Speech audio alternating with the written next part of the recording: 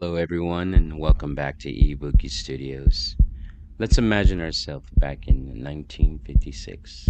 We turn on the radio.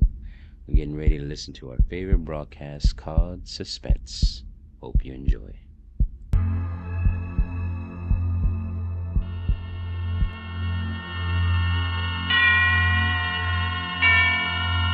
Suspense.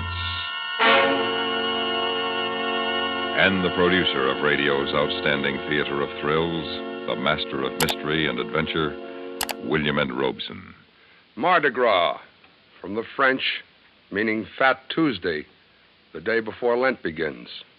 Carnival, from the Latin, meaning goodbye to meet. And Bible, from the Greek, meaning book. Put them together and they spell terror. Terror for John Lund, as he plays The Man Who Stole the Bible, a tale well calculated to keep you in Suspense.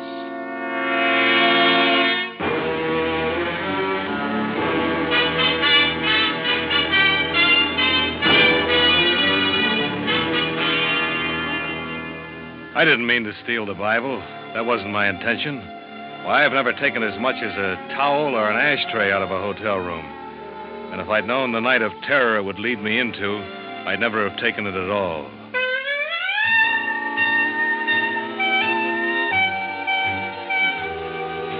Mardi Gras in New Orleans. A gay time, a lot of laughs, if you're in on it. But me, I was stuck in a stuffy hotel room waiting for a call from the boss. And the sound of all those people out in the street having fun got on my nerves.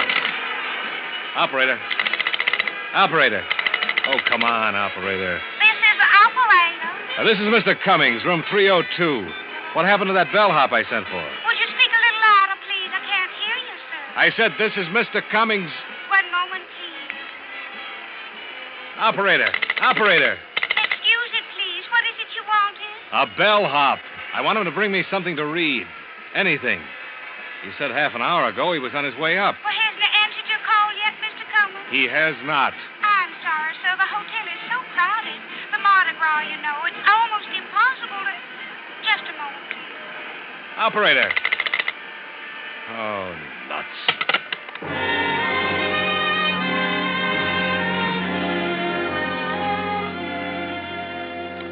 I paced back and forth, wishing the boss would call me so I could get out of that room. I didn't dare leave, even to go down and get a paper. He's that kind of a guy. He expects you to be on tap all the time. There was no radio in the room and nothing to read. I went through all the drawers, hoping somebody had left behind a magazine or seed catalog, anything. And then I found it. The Bible. The Gideon Bible. For years I've seen him in hotel rooms, but I never paid any attention to him. But now I opened the book. 1 Samuel, chapter 19. I lay down on the bed and started to read.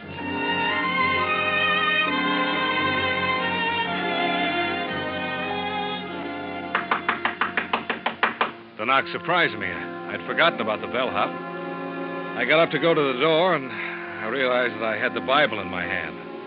It's a fine thing when a man feels embarrassed caught reading the Bible, but that's how I felt, embarrassed. I stuffed it under the pillow and went to the door. Well, you sure took your time.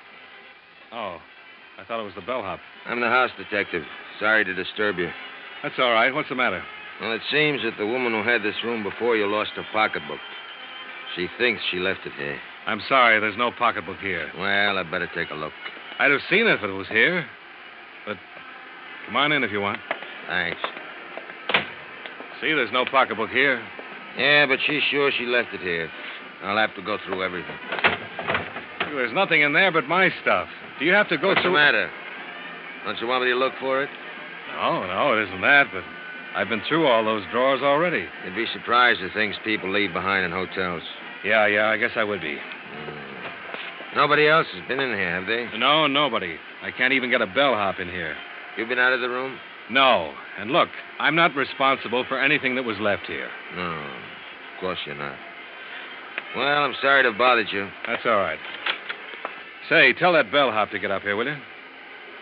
Yeah. I'll tell him. Good night. Yeah, he was a strange guy. But then all house dicks are. I lay down again and went back to reading the Bible.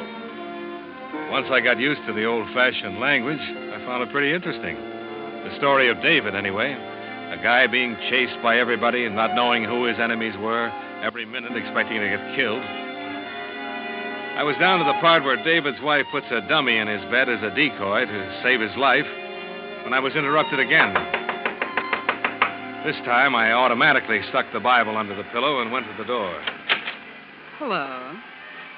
Oh, hello. I wonder if you could help me. Well, I'm having a most awful time. I tried and it just won't work. The room's so stuffy. How's that? The window in my room, it won't open. Would you open it for me? Oh, sure. Which room is it? Right next to yours, just around this corner, room 300. You know, I have the same trouble on buses. The windows never open. It drives me mad. You can see how stuffy the room is. This window? Mm-hmm. Well, isn't that odd? It opened for you. Yes, it did, and easy, too. And so does this one. Can't understand it. Are you sure you tried? You don't think I'd come to your door and ask you to come over here if I didn't need something, do you? It's been done. Maybe, but I wouldn't know. Now that you're here, wouldn't you like to have a drink? Be a trouble, I mean. No, I don't think I can. You can watch the parade much better here than on your side of the building. Oh, no, I can't. What's the matter? I'm sorry, I have to go. That's my phone. Wait. Don't go. You can have the call transferred here. But it's silly to go all the way back to your room.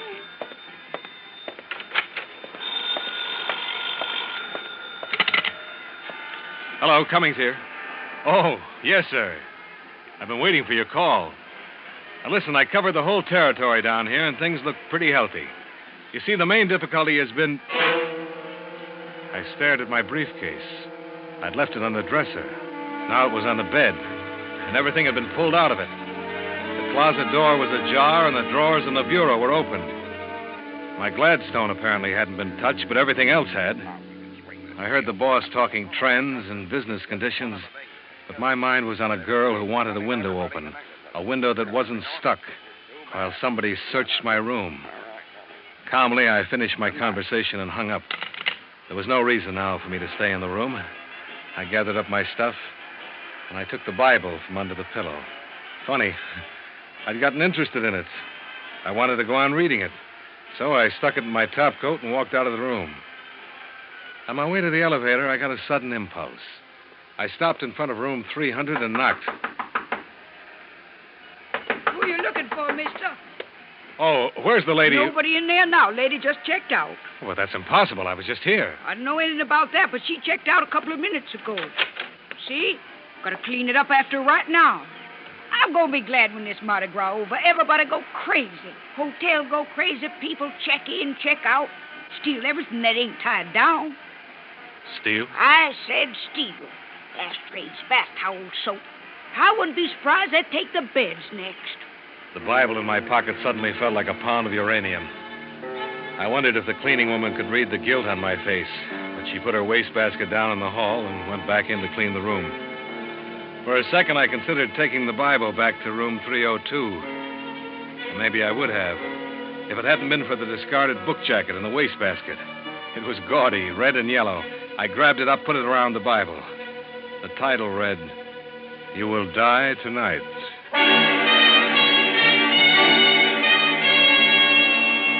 Call for Dr. McManus. Dr. McManus, please. Front boy. Show this gentleman 506, please. Oh, you check it out, Mr. Cummings. Let me see. You in room... 302. 302. Oh, my. What's the matter? I've had so much trouble over that room. I was supposed to hold it for a lady, but you can't keep rooms vacant during Mardi Gras. I gave her the room next to yours, but she kicked like crazy, the manager. Next to me? Yes, room number 300. She just checked out a few minutes ago.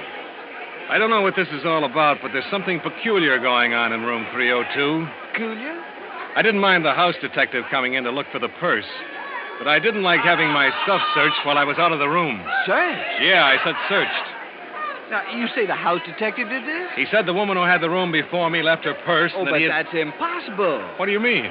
A man had the room ahead of you. Oh, yeah, I'm positive of it. Just a minute, I got the register right here. A man, Mr. Gregory. Now, the house detective isn't on duty today, but when he comes in Not tomorrow... on duty? Well, then what was he doing in my room? Today? Of course today, tonight. A tall guy with black hair. There's some mistake, Mr. Cummings. Our house detective, Mr. St. Clair, is short and bald. And he hasn't been in the hotel all day. He's homesick. Well, it had all the makings of an interesting little intrigue. But I left the mystery of room 302 with the room clerk and went to the cigar stand. It was 8 o'clock. My train wouldn't leave until midnight. Yes, sir. What'll it be? Cigarettes or cigars? Cigars. 3 Coronas. Make it 6. Yeah, always like to sell cigars. Men don't smoke cigars like they used to. Cigarettes, that's a fashion today. They give me a good cigar every time. Somebody's having a good time. Ooh, they all have a good time during the carnival. Say, I wonder where I could check my bag and briefcase for a little while. Want to see the parade? Yeah, I thought I would. Mill around a little bit. I got a couple hours to kill. Well, I'd be glad to keep it for you. I'm on duty till midnight. Oh, would you? Say, that's mighty nice of you. Don't mind at all. Mardi Gras is something to see. You shouldn't miss it. But you'll have more fun if you rent a costume. Hotels got them for rent, you know. No, thanks. I'll go as I am. He stuck my stuff under his counter, and I elbowed my way across the crowded lobby to the street door.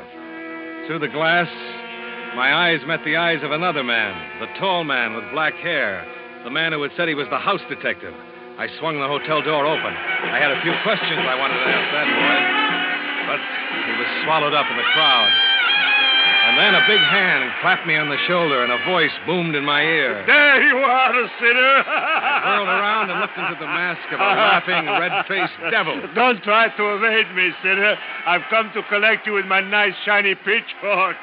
And when the devil comes for you, your time is up. All I could see in the mask was a pair of eyes. They were green eyes, and they were laughing. And the devil threw his arm around my shoulder and urged me along the street. I balked a little. I hadn't had anything to drink.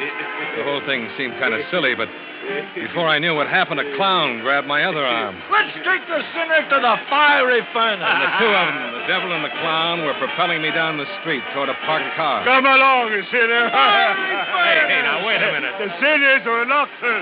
Push him in, clown. No, look. Get in, sinner. Hey, you guys. Hey, let me out of here. Look, where are you going? All right. Let's have it. What? The Bible. The Bible you took out of room 302. The Bible? Say, you're not drunk. Don't waste time on him. Frisk him. Look, I don't know who you are, He but... hasn't got it on him. What'd you do with it? Where is it? I told you I haven't got it. Oh! Just to let you know we're not playing. Now let's take it again, huh? Where's the Bible? I tell you I haven't got it. I had it, but I guess I lost it. Lost it? Where'd you lose it? I don't know. Why, you... Don't do that, sinner. It's just as easy for me to pull this trigger as to look at you. But I'm telling you the truth. I haven't got it anymore. All right, you haven't got it. But you'll tell me where it is, you understand, if I have to kill you to find out. What are you stopping for? The crowd, I can't get through. Come on, let's get moving. Get out of here. What do you want me to do? Drive over them? Come on, get out of here. A bunch of rebels, drunk and out for bear, opened the back door of the car and started climbing over us. Nothing would stop them from weaving through. They thought it was fun pushing and shoving each other. One of them fell, sprawled across the devil's lap, and they began to pile up. And suddenly, I knew that this was escape. I climbed out of the car. I ran blindly away from them. I saw a cab at an intersection. I ran out, opened the door, and there he was, in the back seat, the phony house detective. I slammed the cab door and bolted across the street. There was a policeman on the corner directing traffic. I ran up to him. Hey, where do you think you're going? They're trying to kill me. You've got to help me. Kill you? Who's trying to kill you? The devil. He's after me.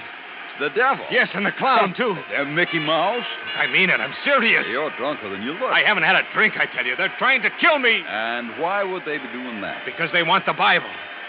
The Bible?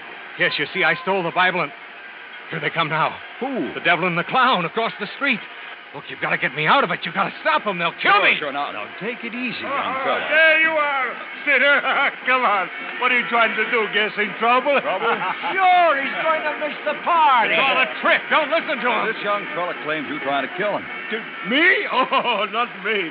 But if he doesn't get to the party pretty soon, his wife is going to kill him. I haven't got a wife. There isn't any party. They're lying, I tell be you. good, boys. Move on. I got to keep this traffic moving. All right, come on. You heard what the policeman said. Come Please, on, officer, Sinner. please. Come on, Sinner. Let go of me. Officer.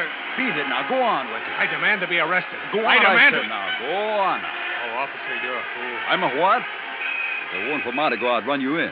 And you won't arrest me, huh? Okay. But remember, I didn't want to do this. Dirty Yankee trick. Striking an officer. All right, young fella, that does it. You're under arrest.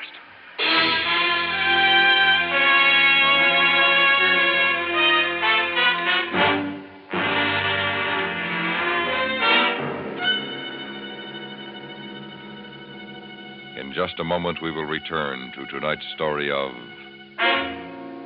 Suspense. Henny Youngman, Orson Bean, and Myron McCormick of Broadway fame, and the internationally popular singer Caterina Valente will all be with you this evening when you hear The Mitch Miller Show. For star-studded variety entertainment at its sparkling best, join us every Sunday night when The Mitch Miller Show is on the air over most of these same stations. And now, we continue with John Lund and the Man Who Stole the Bible, a tale well calculated to keep you in suspense.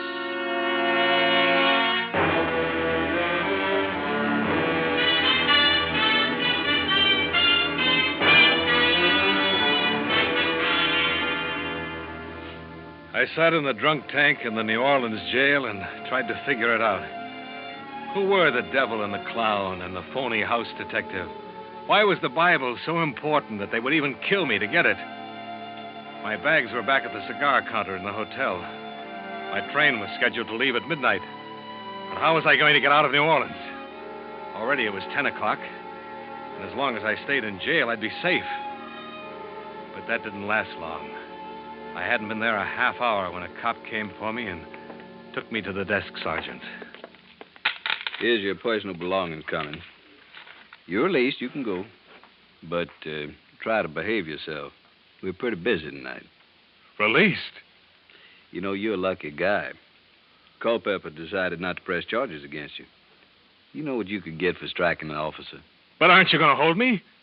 Your fine's been paid. Now go and get out of here. And keep out of trouble, will you? But I am in trouble. That's what I tried to tell the cop, but he wouldn't listen to me. I had to hit him. My fine. Somebody paid my fine? Yeah, it's been paid. But who? Who paid it? I don't know who it was. He didn't give me a name. He just paid it. Was it a man in a devil's costume? Huh? Or a clown? Now, look. What did he look like? How do I know what he looked like? He was an ordinary-looking guy, tall, big, he had black hair. The house detective. The who? They'll kill me, I tell you. They'll kill me. Pardonnez-moi, monsieur. Je suis perdu. Je voudrais retrouver le convent. Les gens dans la rue m'empêchent de I hadn't trouver heard her mon come into chemin. the station. She moved so quietly. She was a nun, and she was talking excitedly in French. I wasn't paying much attention to her. I was thinking instead of my own problem. The house detective had paid my fine. He wanted me out of jail. He wanted me loose on the street. Why? And the devil and the clown. Were they with him? Were all of them waiting outside that door for me? Please, sister, I wish I could help you, but I can't understand a word you're saying. Monsieur, les gens dans la rue m'empêchent de trouver mon chemin. Ils me prennent pour un célébrant. English. Can you speak English, sister? Pardon, monsieur. Masquerade, costume. People think masquerade. No masquerade. Huh? I think she's trying to say the people on the streets think she's wearing a masquerade costume. Ah, merci. Merci bien, monsieur. I am loose. You mean lost? Oui, monsieur, lost. I am expect at convent. The Vieux Carré. The Vieux Carré. That's the French Quarter. Exactement, oui. I drive for taxi cab. The crowd, oh, you see, push me around. Voudriez-vous envoyer un gendarme pour m'assister? What? The gendarme. She wants you to send a policeman to help her get to the convent. Oui, monsieur. Oh. Well, I'm sorry, sister. I'd be glad to, but I don't have anybody in right now. If you don't mind sticking around here for a while, I'll be very... Sticking around? The sergeant says he's sorry. If you'll wait, there's no one available right now to help you. Wait a minute. The nun stood there, frightened and bewildered, out of place in the police station. But for me, it was a miraculous break. Why, sure, I could walk out of that police station with her. And if they were waiting outside, waiting to get me, why, I could walk right by them. They wouldn't dare touch me as long as I was with a nun. I could take her to the convent. And once there, I'd be safe. Je suis désolé. Je ne sais que faire. I'll take the sister to the convent, Sergeant. It's okay with me if it's okay with her. Ah, merci, monsieur. Merci mille fois. As she walked out of the police station, I took her arm. To help her, yes, but also to steady my own fear. Any minute, I expected to see one or all of them. The devil, the clown, the house detective. But they weren't in sight. There were people milling about in the street, but not the three I feared. And strangely, not finding them there frightened me more than ever. I found a cab and gave the driver the address of the convent. The nun and I didn't try to talk. I realized this whole thing was difficult for her, and I didn't feel like talking. Too much had happened to me for one night. The cab pulled up in front of an ancient building in the French Quarter, crumbling cement and wrought ironwork. We got out, and I walked with her to the big front door. The nun raised her hand to the knocker, and I knew I'd been had. Qu'est-ce qu'il y a? Fingernails. Red, polished fingernails. You're not a nun. Hey, where you been? Hurry, boys, he's wise. Come on, you. Get inside. It was the devil and the clown. They yanked me into the house. And the girl, I stared at her. Back in the police station, I hadn't really looked at her face. Her black robes had spelled freedom to me. That's as far as I'd thought. But now I knew I'd seen her before. Only before she'd worn a green dress and a scarlet mouth to match her fingernails. And her hair had been blonde and long, and she wanted a window open. A window that wasn't stuck. You've given us a lot of trouble. I'm sorry, I don't know what... We've been very patient. Now we want the Bible. I told you before, I don't have it. You had it. I had it, yes, I had it. I took it. I don't know why I took it, but I lost it. Who sent you to get it? I'll handle him. All right, who you working for? Poloni? Look, there's some mistake. I'm a salesman. I sell washing machines. You're lying. Look, I tell you that... Where's the stuff? Has Poloni got it? What stuff? I don't know any Poloni. What are you slapping me around for? That won't get you any place. Oh, won't it?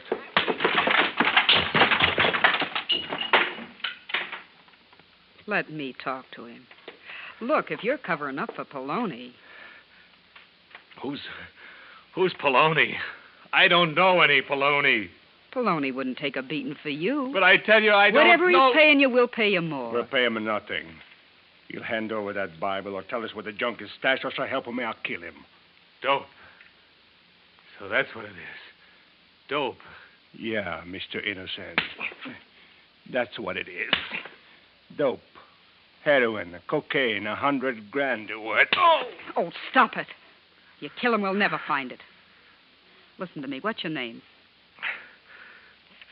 Cummings. You work for Poloni, Cummings. Nobody but Poloni knows about that Bible. You came to hijack the stuff. I tell you, I don't know Poloni. Ah, stop lying. Poloni knew our carrier was hot, that he had to drop the stuff somewhere in New Orleans. You're wasting your time, baby. I'll make him talk. Oh, don't. You going to talk? I don't You know. want the butt of this gun right across your face? Look, you've got to believe me. He hit me with the gun. I tried to keep my eyes open, to hang on to consciousness. Across the room, I saw the door open, and in it stood a man with another gun, a big man with black hair, the phony house detective. Was his name Poloni?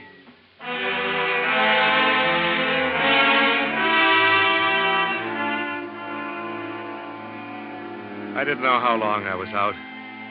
When I came to, I was lying on a bed. My head was throbbing. My cheeks, my nose, every bone in my face seemed on fire. There was a cold cloth on my eyes. I tried to think. Why did I hurt so? Oh, yes. The Bible. They wanted the Bible. But I didn't have it. And it was a good thing, too. If I had it, they'd kill me. Then I smelled something. A strong cigar. It burned the inside of my nose. I rolled over to get away from it and opened my eyes. The devil and the clown were gone. And so was the girl. I was alone. With the phony house detective. All right, let's not waste any more time. What did you do with the Bible?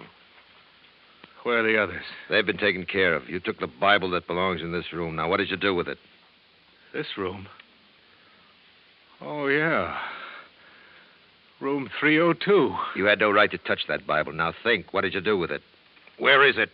Look, I told them I must have lost it. I don't know. I'll get it. Yeah? The gentleman who left his suitcases with me. Mr. Cummins?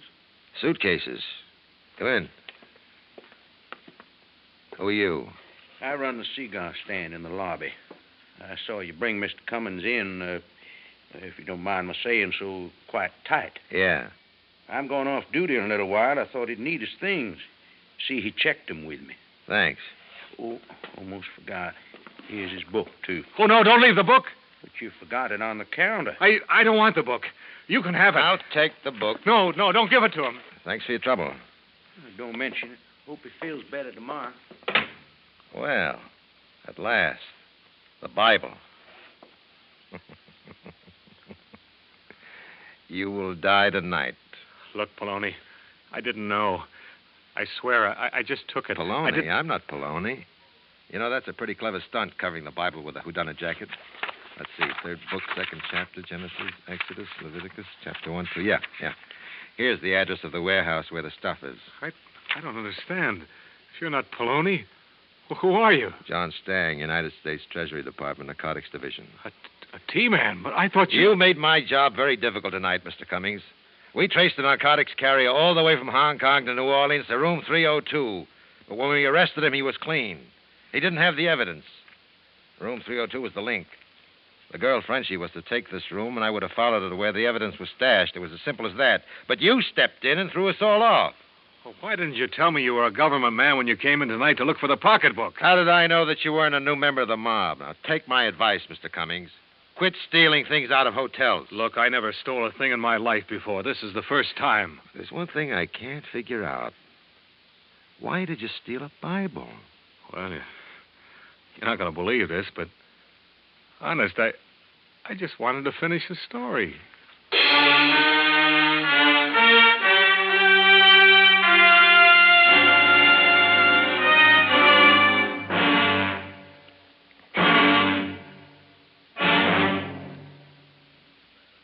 Suspense,